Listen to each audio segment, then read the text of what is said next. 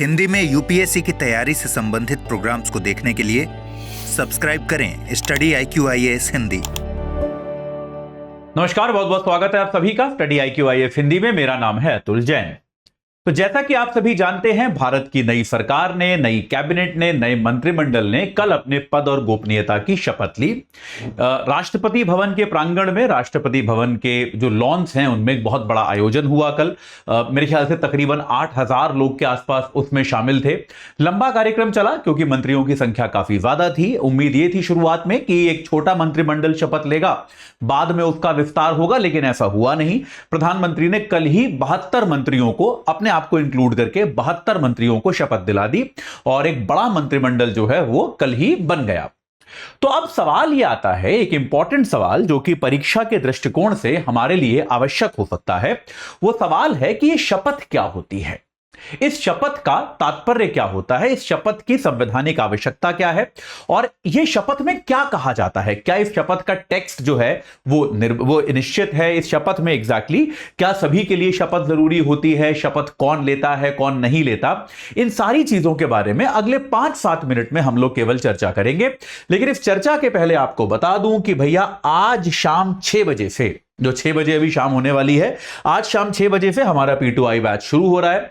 रोज 3 घंटे की live class मिलेगी, मेंटोरशिप मिलेगी, डेली प्रैक्टिस क्वेश्चंस मिलेंगे, प्री और मेंस के क्वेश्चंस आपके रोजाना चेक किए जाएंगे। इसके अलावा आपको जो है 18 किताबें आपके घर पहुंचेंगी, प्री मेंस की टेस्ट सीरीज मिलेगी और अगर आप प्री क्वालिफाई करते हैं तो मेंस की तैयारी के लिए आपको हम दिल्ली बुलाएंगे। आपका रहना, खाना, पढ़ना सब कुछ जो है इसी खर्चे के अंदर समावेशित होगा। तो आज ही आप जो है इस बैच से जुड़ जाइए और अपनी तैयारी को एक सही आकार प्रदान कीजिए। 10 तारीख यानी कि आज शाम 6 बजे से ज्योग्राफी के साथ शुरू हो रहा है, याद रखिएगा। AJ लाइव कोड लगाना है, 27,999 का पेमेंट करना है, तुरंत बैच आपका स्टार्ट हो जाएगा। ठीक है, चलिए अब आते हैं चर्चा, इस बारे में शुरू करते हैं कि भाई ये शपथ होती क्या है। देखिए, इस बात को समझिए कि हर देश में, हर समाज में क्या होता है कि चुनाव जीतने से ही कोई व्यक्ति सीधे सीधे बड़े पद पे आसीन नहीं हो जाता। शपथ जो है ये एक प्रकार का सांकेतिक कदम है। इस बात को समझिए कि जैसे आप ये समझ सकते हैं कि शपथ जो है वो एक प्रकार का सांकेतिक एक कदम है जिसके बाद ये माना जाता है कि वो व्यक्ति जो है वो अपने पद पे अब औपचारिक तौर पर आसीन हो गया है। शपथ लेने के पहले व्यक्ति अपने पद पे औपचारिक तौर पर आसीन नहीं माना जाता। जैसे आप ये मान सकते हैं, प्रधानमंत्री नरेंद्र मोदी जो थे वो अभी तक प्राइम मिनिस्टर डेजिग्नेट थे या फिर प्राइम मिनिस्टर इलेक्ट थे, कि उनको प्रधानमंत्री चुन लिया गया था, लेकिन अपना पद उन्होंने अभी तक ग्रहण नहीं किया था जब तक उन्होंने शपथ नहीं ली। जैसे इंग्लैंड में कुछ समय पहले तक ये एक परंपरा होती थी कि जो भी व्यक्ति चुनाव जीतता था वो वहां की महारानी, जब तक महारानी जीवित थी, महारानी से मिलता था, महारानी के आगे सरकार बनाने का दावा पेश करता था, महारानी उनको जो है सरकार बनाने का न्योता देती थी और उसके बाद जो भी व्यक्ति है वो महारानी का हाथ चूमता था। ये एक परंपरा थी। हालांकि पिछले दिनों ये हाथ चूमने की परंपरा बंद कर दी गई थी कि वो महारानी का हाथ चूमता था और उसके बाद से जो है वो व्यक्ति, एक तरह से ये वहां की शपथ ग्रहण होती थी, उसके बाद से वो व्यक्ति पद पर आसीन माना जाता था। भारत में यह माना गया क्योंकि हम एक कानूनी तरीके से अपने देश को चलाना चाहते हैं। तो जैसे न्यायपालिका में यह होता है कि शपथ की बड़ी इंपॉर्टेंस होती है कि जो चीज आप शपथ में लेकर कहते हो उसको सत्य माना जाता है। तो भारत के संविधान ने यह प्रावधान किया कि कोई भी व्यक्ति अपने पद को लेने के पहले शपथ लेगा। तो उसमें क्या है, शपथ जो होगी, एक उसके 2 भाग होते हैं आमतौर पे। पहला होता है पद की शपथ और दूसरा होता है गोपनीयता की शपथ। पद की शपथ का मतलब यह होता है कि भाई कि वो व्यक्ति जिस पद पर भी चुना गया है, वो बेसिकली शपथ की भाषा होती है, एक फिक्स भाषा है। तो पद की शपथ का मतलब यह है कि वो व्यक्ति जिस भी पद को ग्रहण करने जा रहा है उस पद को लेकर उसकी जो जिम्मेदारियां हैं, उस पद को लेकर जो उसको दायित्व दिए गए हैं, वो इस बात की शपथ लेता है या लेती है कि भाई मैं अपनी जिम्मेदारियों का निर्वहन अच्छे से करूंगा। यह पहला भाग होता है शपथ का। दूसरा भाग वो तब होता है जब व्यक्ति को सरकारी पद ग्रहण कर रहा होता है, वो है गोपनीयता का। गोपनीयता का मतलब यह होता है कि मान लीजिए कोई व्यक्ति मंत्री बनता है या प्रधानमंत्री बनता है तो उसके पास बहुत सारी सरकारी जानकारी उसको मिलती है कि भाई जो आमतौर पे आम नागरिकों के लिए नहीं है, जिसको हम स्टेट सीक्रेट कहते हैं कि भाई राज्य की सरकार की बहुत सारी जानकारियां उसको प्राप्त होती हैं जो कि सार्वजनिक नहीं की जानी चाहिए। तो शपथ का दूसरा भाग यह होता है कि वो व्यक्ति इस बात की शपथ लेता है कि जो भी मेरे को इस प्रकार की गोपनीय बातें ज्ञात होंगी वो मैं किसी को भी नहीं बताऊंगा। ये याद रखिएगा कि ये दूसरी शपथ का हिस्सा, ये शपथ का दूसरा हिस्सा होता है कि मुझे जो भी बातें पता चलेंगी उनको मैं किसी भी व्यक्ति को नहीं बताऊंगा, किसी के आगे जाहिर नहीं करूंगा। यह बात जो है ये स्पष्ट तौर पर यहां पर लिखी जाती है। ठीक है, ये क्लियर हो गया। तो ये पद और गोपनीयता की शपथ जो है ये आमतौर पर व्यक्ति लेता है जो किसी पद पर चुना जाता है। अब ये कौन कौन व्यक्ति लेते हैं? तो सबसे पहले नाम आता है भारत के राष्ट्रपति का।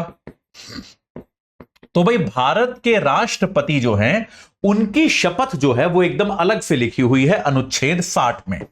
अगर आप भारत के संविधान में देखेंगे तो अनुच्छेद 60 में भारत के राष्ट्रपति की शपथ एकदम अलग तरह से लिखी गई है।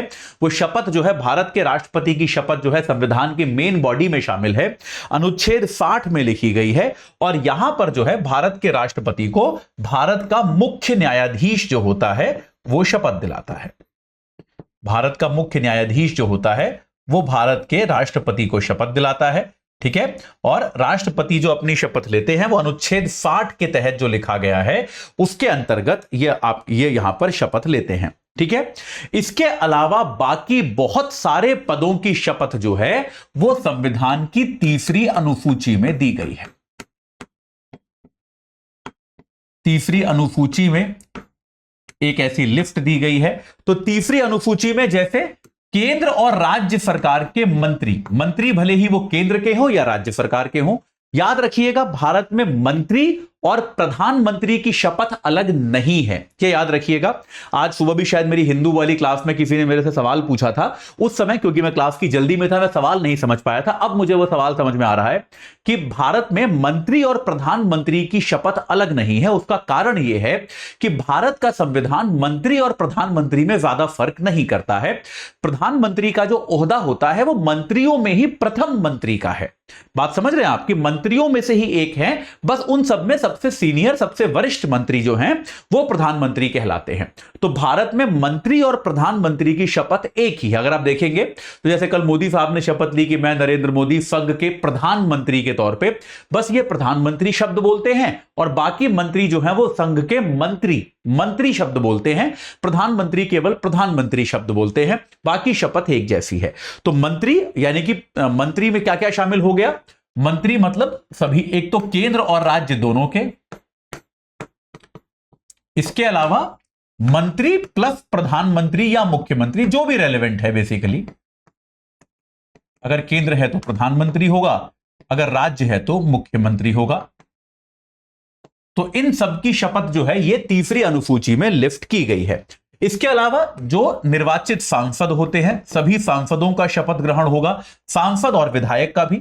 अभी आप देखेंगे सभी सांसद जो हैं वो शपथ ग्रहण करेंगे, किसी भी विधानसभा में सभी विधायक शपथ ग्रहण करते हैं। इसके अलावा चुनावों में उम्मीदवार, यानी कि ये भी आप में से कई लोगों को शायद नहीं पता होगा, अगर आप लोकसभा या विधानसभा का चुनाव लड़ते हैं तो भी आपको एक शपथ लेनी पड़ती है। ये आपको याद होगा प्रधानमंत्री मोदी के खिलाफ एक कॉमेडियन है श्याम रंगीला, वो चुनाव लड़ना चाहते थे जिनका नामांकन खारिज हो गया, तो काफी उस पर विवाद भी हुआ था। तो श्याम रंगीला का नामांकन भी इसी आधार पर खारिज हुआ कि उन्होंने अपना शपथ पत्र जो है शपथ पर दस्तखत करके उन्होंने जमा नहीं किया था, इसीलिए उनका नामांकन खारिज हो गया। तो आपको अगर आप प्रत्याशी हैं तो उसके लिए भी आपको शपथ लेनी पड़ती है। इसके अलावा आपके जो हाँ जी, इसके अलावा आपके जो कैग हैं, कंट्रोलर एंड ऑडिटर जनरल हैं, आपके न्यायाधीश वगैरह हैं, ये सब लोग क्या शपथ लेंगे? आपके सुप्रीम कोर्ट और हाई कोर्ट के न्यायाधीश जो हैं ये क्या शपथ लेंगे? ये सारी बातें जो हैं संविधान की तीसरी अनुसूची में लिखी गई होती हैं। तो आमतौर पे शपथ जो ली जाती है वो एकदम पूरी तरह से तीसरी अनुसूची से ली जाती है।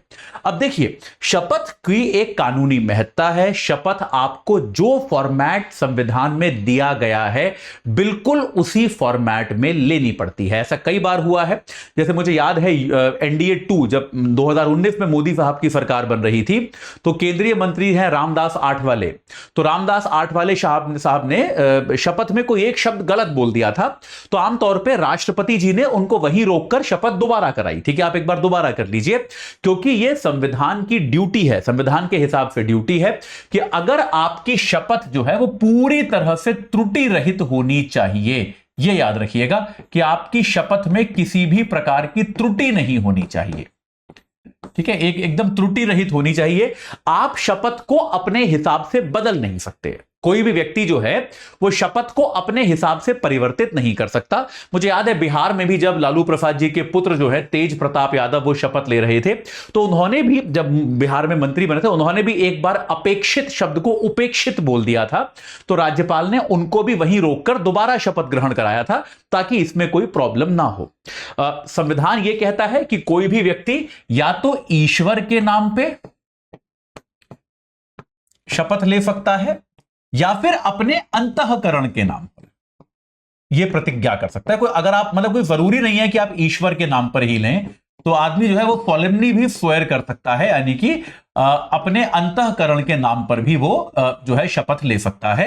तो ये दोनों विकल्प संविधान देता है कि आप ईश्वर या फिर आप जिस भी भगवान को मानते हैं आप उसके नाम पर शपथ ले सकते हैं, या फिर आप अपने अंतःकरण के नाम पे किसी भगवान का नाम लिए बिना भी शपथ ले सकते हैं।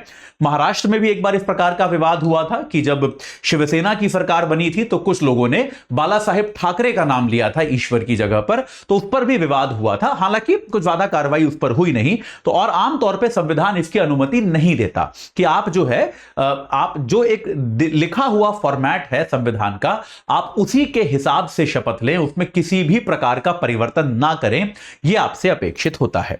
संविधान बनाते हुए इस बात पर भी चर्चा हुई कि चूंकि भारत एक धर्मनिरपेक्ष देश है तो भारत में ईश्वर के नाम पर शपथ लेने की बाध्यता क्यों रखी जा रही है, इसको लेकर चर्चा की गई। लेकिन तभी भी यह कहा गया कि भाई कोई बाध्यता नहीं है, अगर आप ईश्वर को नहीं मानते तो फिर आप अपने अंतःकरण के नाम पर भी आप शपथ ले सकते हैं, अपनी आत्मा के नाम पर भी आप शपथ ले सकते हैं। तो कुल मिला के शपथ ग्रहण जो होता है वो एक बहुत जरूरी कदम है, बहुत इंपॉर्टेंट कदम है। हालांकि एक औपचारिक कदम है, लेकिन देखा जाए तो यह एक प्रकार का समारोह होता है जिसको हम कहते हैं ना कि भाई एक उद्घाटन जैसा होता है, नई सरकार का एक उद्घाटन होता है, तो उस समारोह के रूप में भी इसको देखा जाना चाहिए। ठीक है, चलिए तो अभी के लिए इतना ही।